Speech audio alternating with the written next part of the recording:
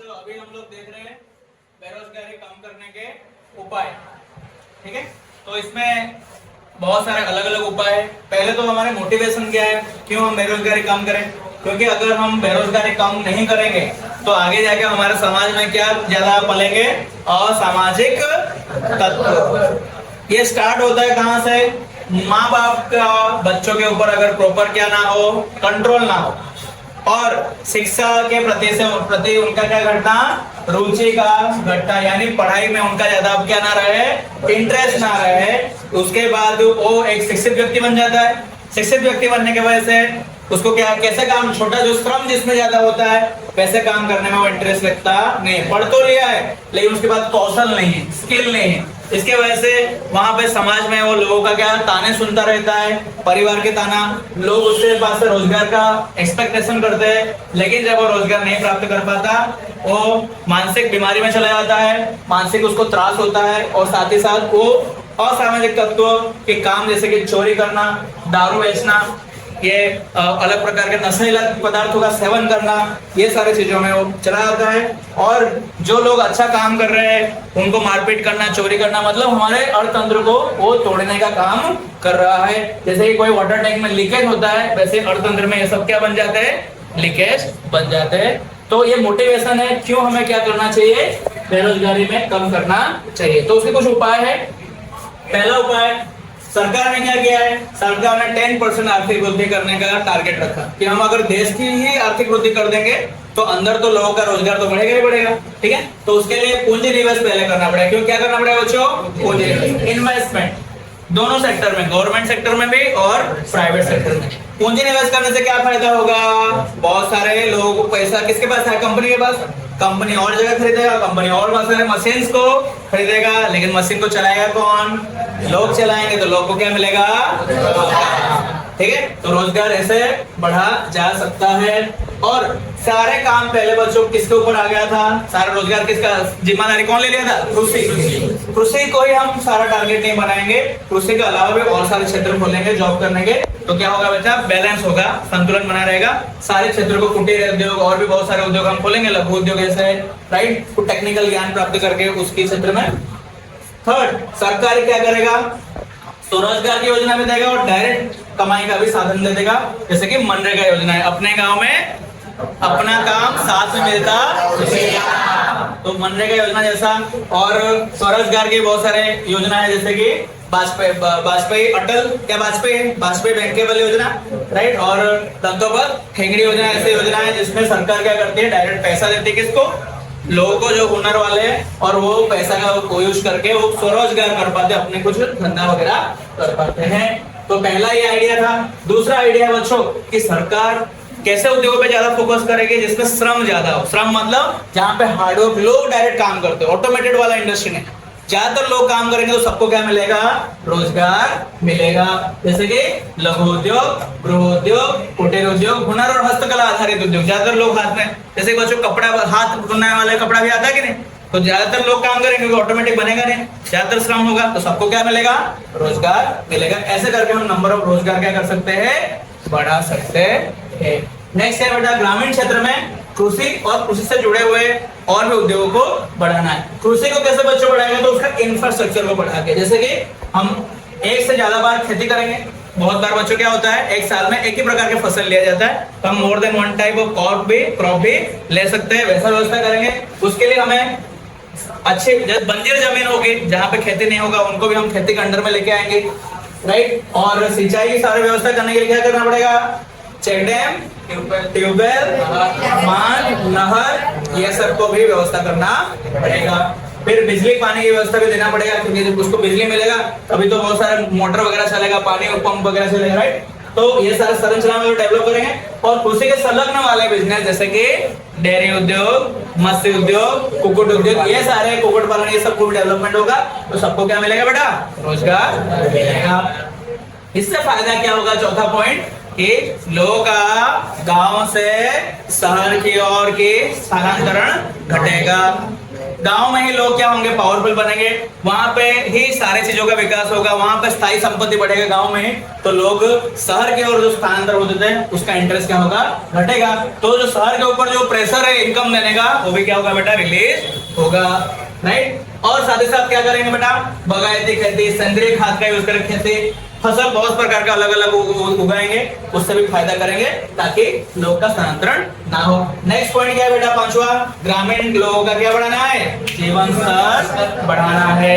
जीवन स्तर बढ़ाने का मतलब क्या, उनको अच्छी रोटी, अच्छा कपड़ा, अच्छा मकान, अच्छा शिक्षा, अच्छा स्वास्थ्य, अच्छी बिजली, अच्छी पानी, अच्छा ट्रांसपोर्टेशन, अच्छा बैंक की सुविधा, अच्छे बीमा वगैरह की सुविधा, पानी स्टोरेज की सुविधा, ये सारा अगर हम अच्छा दे दें, उनका गुणवत्ता वाला लाइफ मिलेगा, उनके जीवन स्तर में क्या होगा, वृद्धि होगा। तो ये सारे पॉइंट्स को हमें ध्यान रखने हैं। आगे क्या देखेंगे नेक्स्ट। तो स्टूडेंट्स, बेरोजगारी का रोकने का उपाय में नेक्स्ट था शिक्षित और युवा बेरोजगार हमारे देश में बढ़ रहे हैं। तो शिक्षित और युवा बेरोजगारी को घटाने के लिए सरकार ने क्या प्रयास किया वो देखते हैं। तो सबसे पहले हमें क्या पे ध्यान देना पड़ेगा, स्किल। जो हमारे युवाओं था उनके पास क्या नहीं था, स्किल का अभाव था, यानी कौशल का अभाव था। तो उसके लिए पहले तो हमें उनको ऐसी अच्छी शिक्षा देनी पड़ेगी जिससे उन लोग ऐसा शिक्षा प्राप्त करें और उनके शिक्षा के हिसाब से उनको रोजगार मिले। मान लो किसी ने कोडिंग सीखा है तो उसको सॉफ्टवेयर डेवलपर का जॉब मिले, कोई अगर अकाउंटिंग सीखा है मतलब बीकॉम किया तो उसको अकाउंटिंग का जॉब मिले, ऐसा उनको मिलना चाहिए। उसके लिए हमें ट्रेनिंग देना पड़ेगा स्कूल्स, कॉलेज और यूनिवर्सिटी में, या तो अलग ट्रेनिंग सेंटर में भी। सेकेंड, हमारी जो यूनिवर्सिटी का सिलेबस है उस राज्य में जो इंडस्ट्रियां चल रही हो, जैसे कि मोरबी है तो वहां पर टाइल इंडस्ट्री है, सिरेमिक्स इंडस्ट्री है, तो वहां की यूनिवर्सिटी की पढ़ाई उस हिसाब से होना चाहिए। मतलब उनकी यूनिवर्सिटी में ऐसे पढ़ाई हो, वहां के लोकल कॉलेजेस में, जहां से लोग पढ़ाई करने के बाद डायरेक्ट कहां जा पाए काम करने के लिए, उस सिरेमिक इंडस्ट्री के अंदर जा पाए। ऐसे उनके सिलेबस, जिससे उनके स्किल बढ़ेगी। और थर्ड, हमारे इंडिया में ऐसा श्रम आए, कारीगर लोग आए, युवा कौशल कारीगर आए, जिससे विश्व के अन्य देशों को भी क्या, वहां के एम्प्लॉय को भी, वहां के कारीगर को भी क्या कर पाए बच्चों, कंपटीशन दे पाए। जैसे कि अगर टाटा की कंपनियों के जो एम्प्लॉय है वो भी ऐसा कार बनाए कि अच्छी जो बाहरी कंपनी है, टोयोटा है, उनके टक्कर भी दे पाए। महिंद्रा की गाड़ी बनाने वाले जो इंजीनियर्स हो, ऐसा कार बनाए कि वो फॉरेन की कार को भी क्या दे पाए, टक्कर दे पाए और दे भी रहे। जैसे कि हमारे नासा को कौन टक्कर दे रहा है, हमारे इसरो टक्कर दे रहा है। ऐसा हमें करना है, तो ये एक उपाय है। ओके बच्चों, तो नेक्स्ट पॉइंट है बेरोजगारी के रोकने के उपाय में, वो है कि पहले हम औद्योगिक विकास के साथ साथ युवा बेरोजगार को हटाने के लिए क्या करेंगे, हमारे प्रशिक्षण के साथ साथ कौशल का विकास करेंगे। मतलब ट्रेनिंग पे ज्यादा फोकस करेंगे। ज्यादा अगर हम ट्रेनिंग देंगे तो ऑटोमेटिक क्या होगा, तो युवा और बेरोजगार के अंदर क्या आएगा, कौशल आएगा, स्किल्स आएगा, और उससे उनका क्या होगा, जॉब मिलेगा। तो सरकार ने, और उसके साथ साथ उनके ज्ञान भी बढ़ेगी, समझ भी बढ़ेगी, उत्साह भी बढ़ेगी, कार्य क्षमता बढ़ेगा, क्योंकि उनके पास पहले क्या नहीं था, स्किल नहीं था। अब उनके पास क्या आ गया है, स्किल आ गया ट्रेनिंग मिलने के बाद। तो सरकार ने ट्रेनिंग दिलाने के लिए क्या क्या प्रोग्राम चालू किए, make in India, skill India, digital India. Make in India बच्चों क्या होता था, come and make in India, आओ और भारत में बनो। तो सारे अलग अलग हम देशों को क्या किए, इनवाइट किए, देश के जो बड़े बड़े एम्प्लॉयर थे, बिजनेस ओनर्स थे, उनको हमने कहा कि आप आओ और आपकी कंपनी की स्थापना कहाँ करो, भारत में करो। क्या फायदा होगा बच्चों से, हमारे देश के बहुत सारे लोगों को क्या मिलेगा, क्योंकि उन कंपनी में कौन काम करेगा, काम करेंगे। ठीक है, स्किल इंडिया के अंतर्गत क्या हुआ, बहुत सारे ट्रेनिंग इंस्टीट्यूट की स्थापना किया गया, जहाँ पे हमारे युवाओं को क्या सिखाया जाएगा, अलग अलग कौशल सिखाया जाएगा, स्किल्स सिखाया जाएगा, जिसके वजह से उनको जॉब मिलने में बहुत ही आसानी होगी। डिजिटल इंडिया का मतलब क्या है बच्चों, यूपीआई जैसे स्कीम, वेरी गुड, जिसमें हम लोग क्या करेंगे, भारत के जो सारे कामों को हम लोग डिजिटल लेके आएंगे। जो पहले लंबे लंबे लाइनों से होती थी, और सारा काम क्या हो जाएगा, डिजिटल डिवाइसेस के माध्यम से तुरंत झपट से हो जाएगा। सबसे फेमस एग्जांपल क्या है, यूपीआई।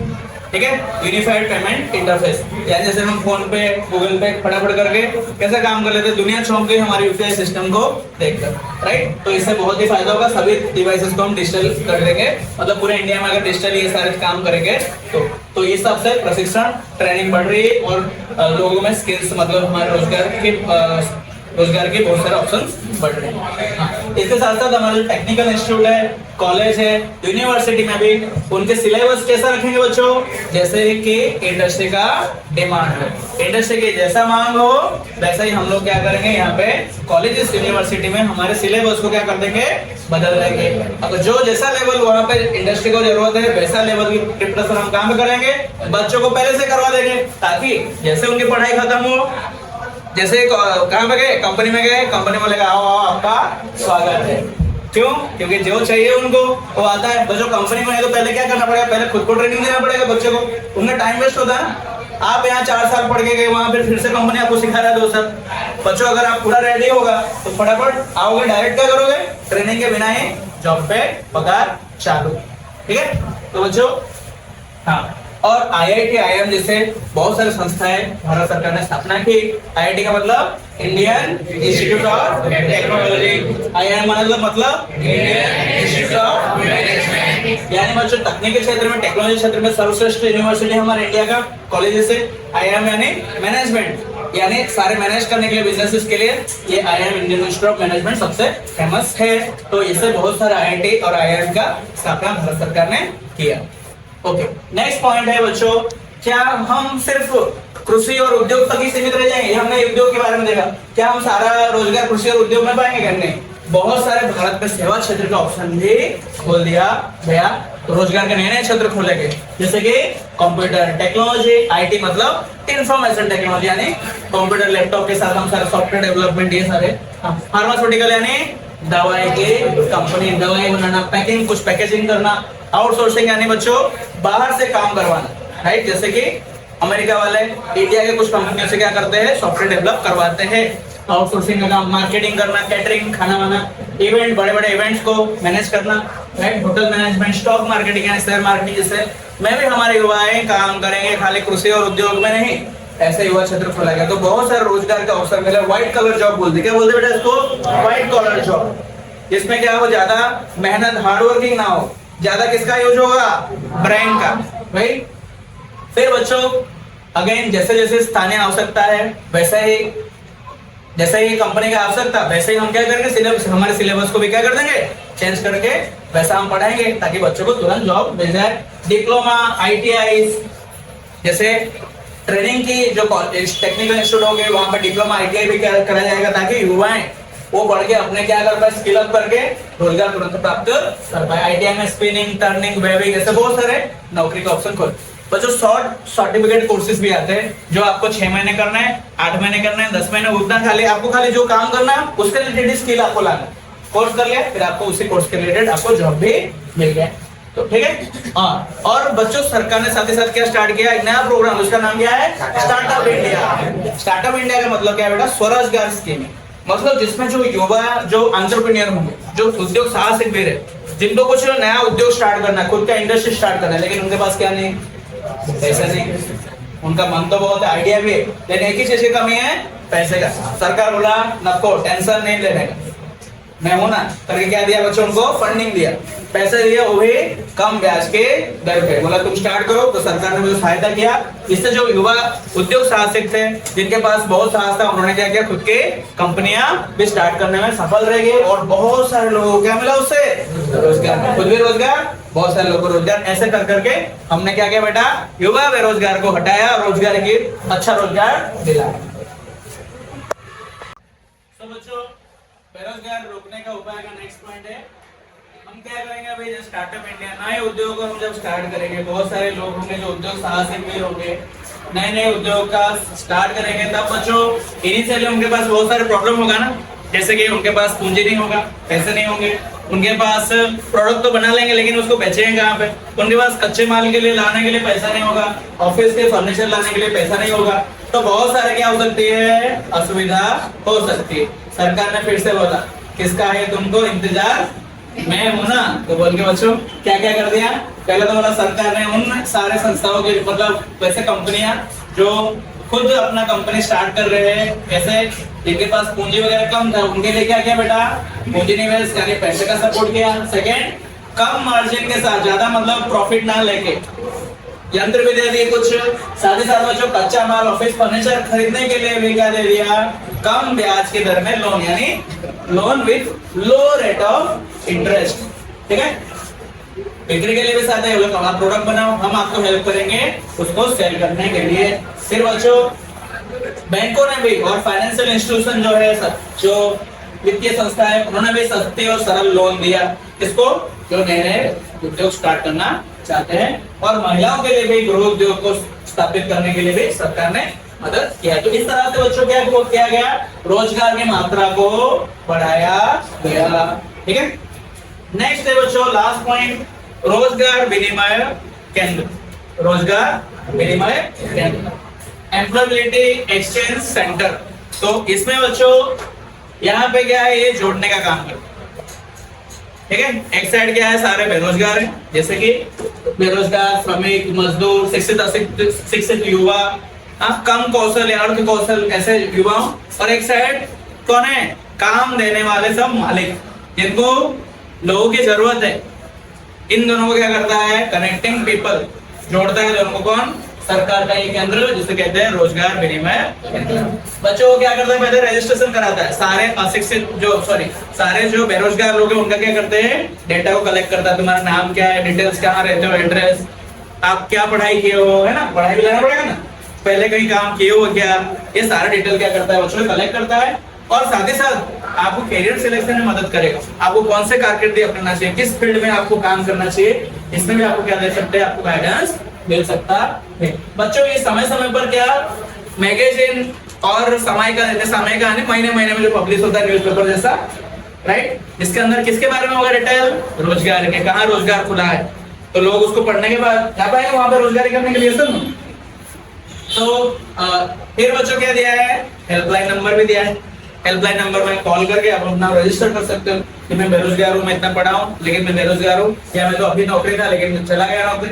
ठीक है, एंड लास्ट में बच्चों हाँ, वो क्या आयोजन करते हैं बेटा, रोजगार मेला का आयोजन भी करते हैं। क्या होता है रोजगार मेला, ऐसा एक मेला इसका आयोजन इन्होंने किया होगा, रोजगार मेले में कहते हैं, लेकिन सभी किसको बुलाया जाएगा, सारे मालिकों को भी जिनको जॉब देना है, और सारे बेरोजगार। तो सारे बेरोजगार कैसे बुलाएंगे, क्योंकि इन्होंने पहले से क्या कर लिया है, रजिस्ट्रेशन भी कर लिया है। तो उनको कॉल जाएगा, मैसेज जाएगा कि आपको इस दिन इस समय तिथि में आपका रेज्यूमे यानी बायोडाटा सारा लेके यहाँ पे आना है, बहुत सारे कंपनियां आने वाली है।